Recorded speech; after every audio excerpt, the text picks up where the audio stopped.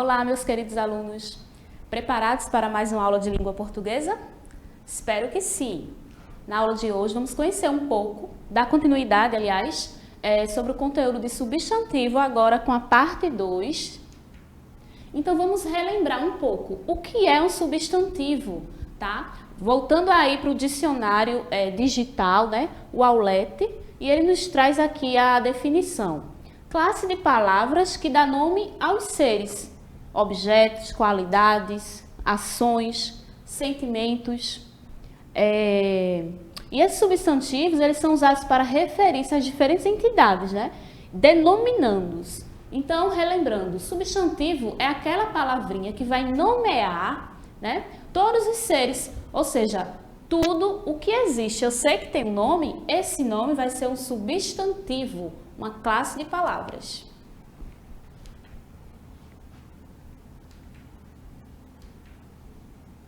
Então, temos o substantivo simples, que é aquele formado por apenas um radical, ou seja, apenas uma palavra.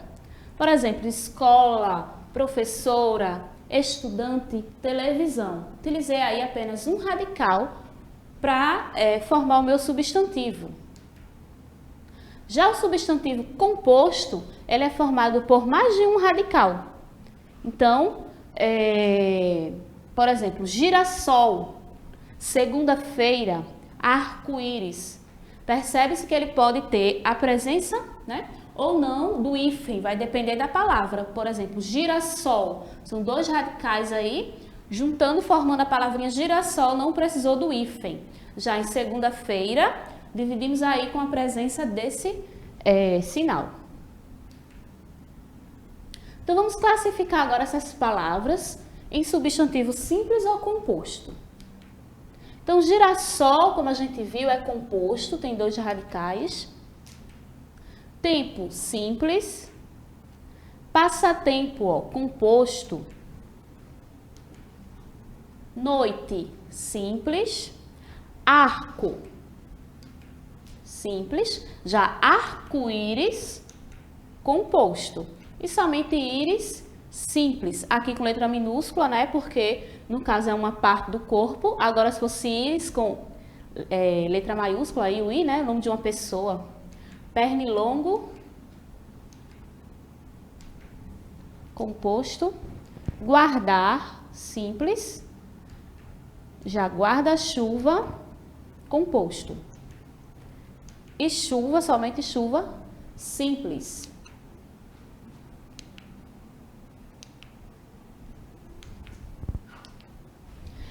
O substantivo composto ele pode ser formado por justaposição, onde não há alteração nos radicais. As palavras elas não perdem nenhuma letra, somente junta. Então, justaposição.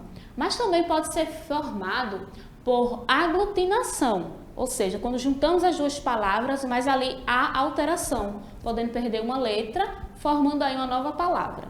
Então, o substantivo composto formado por justaposição geralmente leva hífen. E o substantivo composto formado por aglutinação geralmente não leva hífen, né? Então vamos lá. Alguns exemplos aqui de substantivos compostos por justaposição. Ó. Então, pontapé, a gente percebe que não modificou nenhum radical. Ponta e pé estão ali formando pontapé. Arco-íris, passatempo, cavalo marinho, ó, manda-chuva, entre outros exemplos. Então, percebemos que os radicais eles não sofrem alteração. Já o substantivo composto por aglutinação, ó, temos aqui alguns exemplos. Planalto. Então, juntamos o plano e alto. E aí não ficou plano alto, ficou planalto, sofrendo aí uma alteração. Pontiagudo, ó, boquiaberto, entre outros exemplos aqui. Então, vamos formar agora substantivos compostos utilizando o substantivo simples abaixo. Então, temos aqui nessa tabela alguns radicais e aí nós vamos formar novos substantivos, tá bom? Então, podemos colocar aqui, ó, guarda-chuva, flor de lis, beija-flor, pé de moleque, paraquedas, couve-flor, recém-nascido. Vamos agora para outra classificação de substantivo, tá bom? Temos o substantivo primitivo, que é aquele que dá origem a outros substantivos, né? Eles não vêm de nenhum outro substantivo, eles é que dão origem a outros, como por exemplo, flor, mar, amor, pedra. Já o derivado, ele origina-se de outros substantivos, ele já vem de outros substantivos. Então, floresta, ó, amoroso, né, vindo de amor, pedreira, carroça, já vem de outras palavras. Temos aqui, ó, os substantivos primitivos são palavras que não derivam de outras. Então, de acordo com isso, a alternativa abaixo que contempla um substantivo primitivo e um derivado nessa ordem, né? Então, é o quê? Anel e papel. Percebemos aí que anel e papel, eles são primitivos, os dois, né? Pedras e rochas.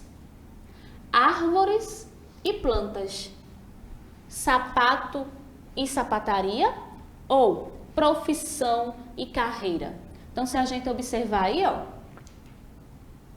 a opção correta é a letra D, porque sapato é um primitivo, onde ele não vem de nenhuma outra palavra, e sapataria é derivado, porque ele já vem aí de sapato, formando a palavra sapataria. Temos também o substantivo coletivo, que é o substantivo comum, ele está no singular, só que ele designa um conjunto de seres. Então, os coletivos eles podem ser específicos, não específicos e numéricos. Os específicos são os que designam sempre a mesma espécie de seres. Daí, a não exigência de modificadores. Por exemplo, biblioteca, arquipélago, atlas. Os não específicos são os que designam ora esta, ora aquela espécie de seres. Daí a exigência de modificadores. Porque quando eu digo junta, vai depender aí do contexto. Pode ser de médicos, de bois, de examinadores. Já o específico não, quando eu digo biblioteca, eu já sei que é só livros, não vai depender do contexto. O elenco, ele pode ser de atores, de artistas, de medidas. Então, quando temos um coletivo que, dependendo do contexto, ele pode modificar os seres, ele vai ser não específicos, tá bom? Já os numéricos são os que exprimem o número exato de seres. Então, semana, dúzia, século. Então, o substantivo coletivo semana, ele está sendo também exato ali, definindo um número, no caso 7, né? Temos aqui alguns exemplos de substantivo coletivo. Arcevo, álbum, antologia, atlas, bagagem, buquê, entre outros, né? Tem um aqui que eu gosto muito, ó, tertúlia, né? Que é uma reunião de amigos. Alguns exemplos, né, que nós usamos bastante no dia a dia, mas temos diversos substantivos coletivos aí. Então, vamos refletir mais um pouco. Classifica os substantivos destacados de acordo com as letras abaixo. Então, temos substantivo próprio, a gente vai colocar a letrinha A, se for próprio. A letra B, se for substantivo comum e concreto. Ou C, se ele for um substantivo comum e abstrato. Só relembrando aqui um pouquinho, tá? Substantivo concreto é aquele que a gente fala, né? A gente percebe, a gente sabe que existe, mas a gente também consegue ver. Resumindo aqui, né? Já o abstrato, nós sabemos que existe, mas nós não conseguimos ver, nós sentimos, né? Ali como aquele sentimento de amor, o sentimento da amizade, a gente mais sente do que vê. Então, temos aí o substantivo abstrato. Então, temos aqui, ó, a Rita matou nosso amor, de vingança nem herança deixou, não levou um tostão, porque não tinha não, mas causou perdas e danos. Então, temos aqui uma estrofezinha aí da canção de Chico Buarque. Então, vamos lá. Rita. Rita vai ser, colocaremos que letrinha ali? A letra A, justamente porque é um substantivo próprio aí, indicando aí o nome de uma pessoa, né? Rita. Amor Justamente, substantivo comum e abstrato, porque é um sentimento, a gente não consegue ver, apesar que a gente vê de outras maneiras, né? Vingança também, comum e abstrato. Tostão é comum e concreto, muito bem. Perdas, comum e abstrato. E danos também, comum e abstrato. Então vamos lá. A questão abaixo diz respeito ao seguinte trecho de José de Alencar. A Aurélia, a princípio, entregara-se ao encanto daquela noite brasileira, que lhe parecia um sonho de sua alma no azul diáfano do céu. Então, a Aurélia, como a gente está vendo, o nome de uma pessoa, né? É um substantivo próprio. Muito bem. Assim finalizamos a nossa aula de hoje. Espero que vocês tenham gostado. Qualquer dúvida, pode entrar em contato comigo pelas redes sociais, que eu estarei tirando todas as suas dúvidas. E até a próxima aula.